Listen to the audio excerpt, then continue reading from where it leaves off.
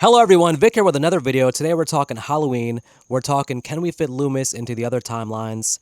You know, Halloween's famous for having so many different timelines, its own choose your own scare adventure. I used to love those books as a kid, those Goosebumps, choose your own adventure, choose your own scare, turn the page, you're dead, or turn the page and the adventure continues. Alas, I don't really read those books as an adult, but we have the Halloween series to make up for it. You know, you always start off with the original Halloween, 1978, the OG, Night He Came Home. From there, you can go to Halloween 2, or you can go to Halloween 2018. From Halloween 2, you can go to H2O, you can go to Halloween 3, you can go to Halloween 4. So many different damn timelines. You got the Rob Zombie movies, but my favorite character in the entire series, of course, is Dr. Loomis, the true protagonist of the series. I don't care what they tell you about Laurie Strode being the main character. It's got to be Dr. Loomis. The true purpose of the series, the true juice, the juice of the series is the battle between Dr. Loomis and his patient Michael Myers, in my opinion, and many others. We all share that opinion. But Loomis is not in every timeline. In fact, the more Jamie Lee Curtis we got, the less Dr. Loomis we got. Now, listen, I know that's because when Jamie Lee Curtis really came back in 1998, unfortunately, Donald Pleasance had passed away back in 1995. There was no way for him to be in the series ongoing. And then, of course, we got to credit Jamie Lee Curtis for bringing the big-time box office back to the series, making the series relevant again with H2O, and then maybe not Resurrection, but definitely again with Halloween 2018. So let's look at different timelines. Can you fit Loomis into the different timelines? Of course, I got my hookah hair out on a beautiful, beautiful late summer day. Hope it's beautiful where you guys are at too. So let me take a quick hit of the hookah. Okay, so let's talk about going from Halloween 2 to Halloween 3. Can you fit Loomis into Halloween 3? No, not really. In the Halloween 3 universe, Halloween's actually a movie because in Halloween 3, they're watching Halloween on TV. So Halloween only exists, Dr. Loomis only exists as a fictional character in Halloween 3, so he can't really be in that timeline. But let's talk about what else do we have. Well, Rob Zombie's Halloween, we have Dr. Loomis, of course, not the real Dr. Loomis, an artificial, not as good, not as cool, not as likable, just basically a subpar Dr. Loomis. But we're going to have to go straight to Halloween H2O. I mean, that's the big thing. It's 1998. That timeline's picking up after Halloween 2.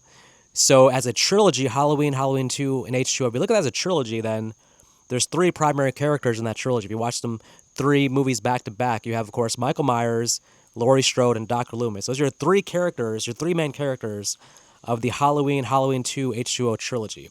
So, man, it would have been beautiful to have Loomis around in Halloween H2O. Now, let's do the make-believe world and say that Dr. Loomis, Donald Pleasance, let's say the actor, did not die in 1995. He survived the events of his surgery in 95. He's still alive just 3 years later. We saw Donald Pleasance in condition in 1995. He was still able to act, deliver his lines, still gave a certain natural quality to the Dr. Loomis we know and love. So he was still able to do it for sure. But he was in a condition where I don't think he could do much physical. So Dr. Loomis participating in any sort of action scenes or beating Michael Myers with a pipe, I don't think that's no longer on the table for Halloween H2O. But what can he do? He can still give amazing monologues talking about sending Michael Myers back to hell, but hell wouldn't have him. He can still talk. He can still advise. He can still share his wisdom with Laurie Strode or, Carrie Tate, whoever the hell she is in H2O. Man, I'll tell you what. Hook on a summer day, man. A great combination. Okay, so H2O. Well, the beginning of H2O, we started with Michael Myers pretty much finding Nurse Miriam's house somewhere close to Haddonfield, breaking in, taking a moment to kill Joseph Gordon-Levitt because Joseph Gordon-Levitt was talking shit about he'd been suspended for getting crazy with the hockey stick, talking too much shit. Maybe Michael will let poor Joseph Gordon-Levitt go, but talking too much shit gets a skate in your face. So, the bottom line is, though, he's there to kill Miriam so he can retrieve the Laurie Strode file, Dr. Loomis' biggest screw-up, leaving all of Laurie Strode's faked her identity information in a folder that says Laurie Strode in plain sight for Michael Myers to scour through the damn living room, find the folder, and now he's on his way to California to find Carrie Tate, his sister, supposedly maybe because her son is now 17, but really I think just to go after Laurie Strode, his sister. So, how do you fit Loomis into this timeline? I'm going to say that Loomis at this point is retired, He's written his book. He's no longer in the Michael Myers business. He has no reason. Well, actually, now let's think about this, though. This is going off of Halloween 2. So Loomis at this point would be out of the Michael Myers business, focusing on the end of his life. But Loomis, never let go of that paranoia. 20 years, Michael disappeared, random deaths throughout the Midwest, as H2O says. So Michael was probably out there killing, unbeknownst to Dr. Loomis. But Dr. Loomis has suspicions that Michael's still out there. So Dr. Loomis is like, he's over it. He's not really thinking about Michael, but it's always a sleep with one eye open case where he has a slight suspicion that maybe Michael's still out there. So, okay. What do we do here? Okay. So Michael still breaks into Miriam's house, kills Miriam, gets the file. Okay. Now we have to separate Miriam from Loomis because Loomis has to be living somewhere else. He can't be living in the house. Okay. Loomis has to find out somehow that just find out that Miriam has been killed. So he finds out Miriam has been killed. He gets a phone call. Somebody from Smith's Grove notifies him that, hey, someone broke into Miriam's house and killed her, ransacked the house. There was a couple of folders were ran through. That's going to get Loomis's head, get his juices flowing. He's like, okay. Who would sneak into Miriam's house and do this? Well, it had to be Michael. Now, can we go with this assumption that Loomis knows about Lori's fake identity, but hasn't really kept up with her life? Ever since Lori faked her identity, moved to California, Loomis has not been in contact with Lori. She really doesn't know what's going on in life, doesn't know that she has a 17-year-old son, none of that stuff. And maybe actually for whatever reason, doesn't know her phone number, doesn't have a way to get in contact with her. He can't DM her on Instagram. This is 1998, so he has no way to directly get in contact with her. But he knows her location. So let's just say he knows her location. He knows her general whereabouts. So Loomis, knowing that Michael probably has stolen the file, is going to summon up the physical strength to make one last trip, not to Haddonfield, but one last trip to California, one last hurrah with him and Michael. With his last bit of strength, he's saying, I'm going to get to California, and I'm going to warn Lori. I'm going to try to get there before Michael does, which is obviously a losing battle since Michael would already have a head start. But Loomis, I think you can have him driving to California, and you can have him, does he want to alert he wants to alert the authorities, but he doesn't want to actually give away Lori's whereabouts. So he's afraid if he alerts maybe Loomis is afraid that if he alerts the cops, that they will make it public what her identity is. In case it wasn't Michael, he doesn't want Michael out there to find out her identity. And also, he doesn't want to alert the authorities in California because he doesn't think they'll believe them. I don't know. You got to find a way for Loomis to get on his way to California, because he's going to get to California right about after Michael has killed the kids, the two teenagers he kills, and then right when he's stalking John and Molly. That's when Loomis should show up at the campus. There's got to be some way for Loomis to get the information about where Michael's at. So I don't know how he gets the information. This is like a fan fiction work in progress. I'm hoping the hookah stimulates my brain so an idea comes to me about how we get Michael to California without him having had the opportunity to warn Lori. I mean, it's 1998, so there's cell phones, ready to get in contact with her, but maybe he calls Lori. Let's say he does call a cop who is warned about this whole thing, so the cop goes to the campus to warn Lori, and Michael kills the cop. So there was one cop who was going to go check on Lori to make sure he was okay, Carrie Tate, and Michael kills her, and now all this happening in one night, this cop doesn't get a chance to call for backup or alert the rest of the police force. Okay, something like that. This is going to shock people. When Loomis gets to the campus, this is going to shock people who know that I'm a huge Loomis fan. I don't mind if you kill him off. I don't mind if he has one last face-to-face with Michael and Michael kills him. I mean, that does give a finality to Loomis, and it does then set up Laurie Strode as the absolute final girl in this context. Loomis is there. Laurie sees Michael kill Loomis, and now all bets are off. It's now you get the same one-on-one encounter with Lori and Michael. But I think one of the big problems of Curse of Michael Myers is that you never get a face-to-face in that movie with Loomis and Michael. Like, whoever writing the script, but why you never have them interact. If you have Loomis on set and you have a Michael Myers character, you have to have them interact, and that's what we were robbed of with Donald Pleasance not being able to do any more movies, because we don't get closure in terms of one final scene between Loomis and Michael. The last scene of them together is that scene at the end of Halloween 5. So I just want one face-to-face with Loomis and Michael at the end. An old, beaten down, battered, at the end of his rope, Loomis sees Michael one last time, and then Michael can kill him, or if you want to go with the ultimate happy ending, Michael does what he always does. He stabs Loomis, but it's not a death kill. It's not a you're dead, Loomis. It's a get out my way, old man stab, which Michael's known to do a lot with Loomis. Okay, so then Loomis is wounded, but we have to get a retelling of the Halloween 2 ending, where basically Loomis and Laurie work together to take out Michael. Some scenario again where Michael's going to explode, but this time Loomis and Laurie have to make sure, I keep saying Laurie, but I guess in this movie it's Carrie Tate. They're going to make sure that Michael's not getting up and getting away with this time. So something where maybe Loomis gives a distraction and then Laurie still chops the head off. Get rid of the whole damn stupid paramedic ending. But this we need finality in this, because if Loomis is coming back for H2O, I'm just guessing it's going to be by far the last movie he can do. This is definitely the end of the road for Donald Pleasance, just based on what he can do physically.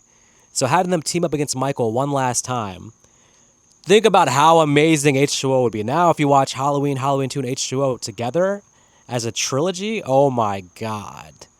Wow. The only thing better would have been if John Carpenter came back and actually directed H2O. Then you got the whole band completely back together. Amazing. Okay. So yeah, you can fit Loomis in H2O. It's going to be a minor role. It's going to be him driving across California in a car. In a car talking to himself, giving the speech to himself. Michael, you belong in hell. And if it's the last thing I do in this lifetime, I'm going to make sure I send you to hell. Loomis is not going to be the one to have an iPod hooked up and listen to the radio and like singing show tunes on the way to California. He's going to be in the car, window up, sweating, no air conditioning, giving monologues about, you still got the darkest eyes, don't you, Michael? The evil behind... I'm doing a terrible, terrible Loomis impersonation. What the hell, man? Okay, so that's how you fit him in H2O, but I got to iron out the details. This is tough because the main plot device here is that Loomis knows that Michael's heading to California to get Laurie, and Loomis is taking the road trip with his last bit of strength to get to Laurie before Michael does. All this with the context of he doesn't have a way to get contact with Laurie and warn her ahead of time. Okay. Halloween 2018. How the hell did we get Loomis to Halloween 2018? We're only picking up from the events of Halloween, the original. Loomis is probably about 85 years old, maybe 90 years old in Halloween 2018. Okay.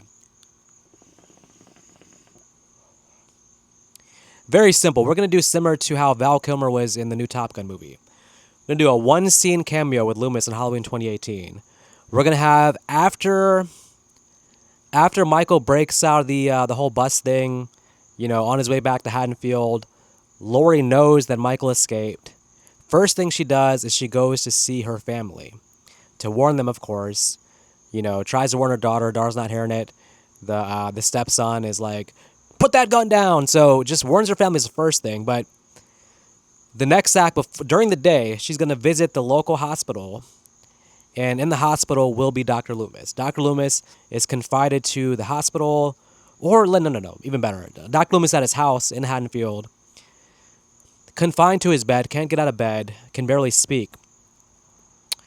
But Laurie's going to come to his bedside. You can still have Miriam here. Miriam is watching after Loomis because she's going to be in the, Halloween Kills. So have her here in Halloween 2018 actually makes her presence in Halloween Kills make more sense. Laurie's going to come to Loomis's bedside and she's going to simply say, he escaped. The evil escaped. Loomis is going to emote everything through his facial expression for the most part.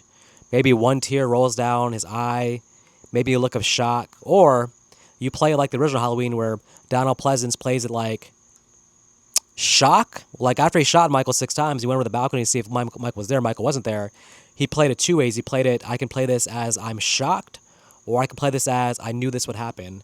And I think Carpenter went with the "I knew this would happen" look. So Loomis in the hospital bed when Laurie tells him that Michael has escaped, he's going with either "I knew this would happen" or "I'm shocked." But I'm emoting through facial expression. We get a good 2 minutes of silence. This is going to be the final moment of Dr. Loomis in the franchise, the final acting performance. But Loomis is going to sum up the strength to he's going to summon up the strength to say one final thing here to Laurie.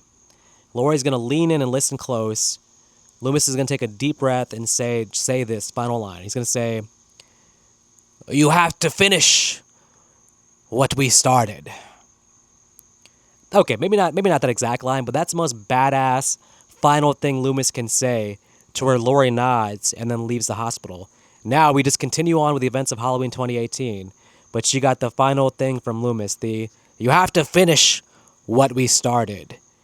Man, now we're talking. Now the whole damn Halloween trilogy, the new one, has a whole new better feel to it.